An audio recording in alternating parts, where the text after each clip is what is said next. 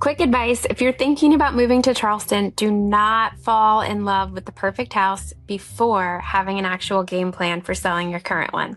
Honestly, that's when people end up stressed, rushed, overpaying, or accidentally putting themselves in a tough position financially. The smartest thing you can do is meet with a realtor before you start seriously house hunting so you can understand your options. Can you buy before selling? Would a HELOC or a bridge strategy make more sense? Or does it make the most sense for you to purchase your next home contingent upon the sale of your current one? So if you've talked with your agent and you've decided that buying contingent on selling your current home is the best fit, then this is the form that we're going to use. And I promise, it looks way scarier than it actually is. This form is basically the roadmap for buying and selling at the same time. So let's walk through it together in normal human language. So this first section is all about your current home. Is it listed yet? Is it already under contract? If not, what date does it need to go under contract by? The seller that's going to be accepting your offer is ultimately tied to a timeline. For example, they may say, we're happy to work with you, but your home needs to be under contract within 30 days. That keeps things fair for everyone and prevents the seller from having their home tied up indefinitely. This part is the actual sale contingency itself. Your purchase depends on your home successfully closing. So if your buyer backs out or financing falls apart or the sale doesn't close by the agreed upon deadline,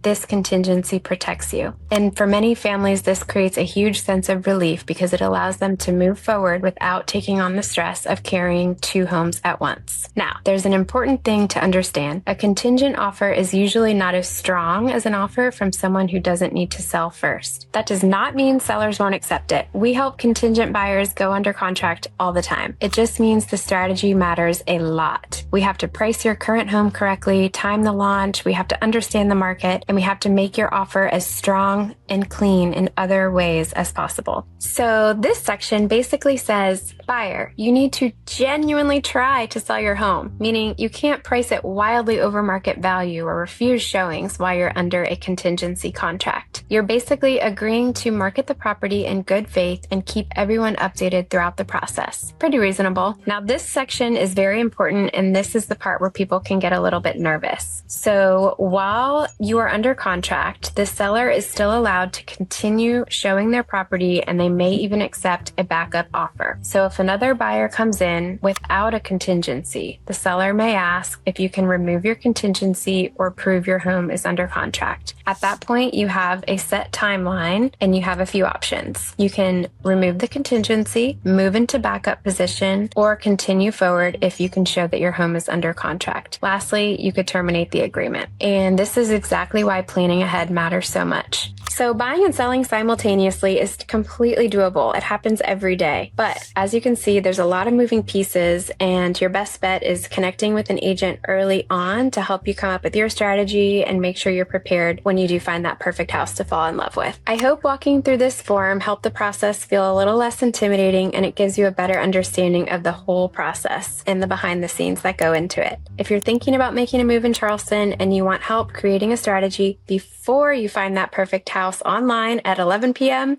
we'd love to help.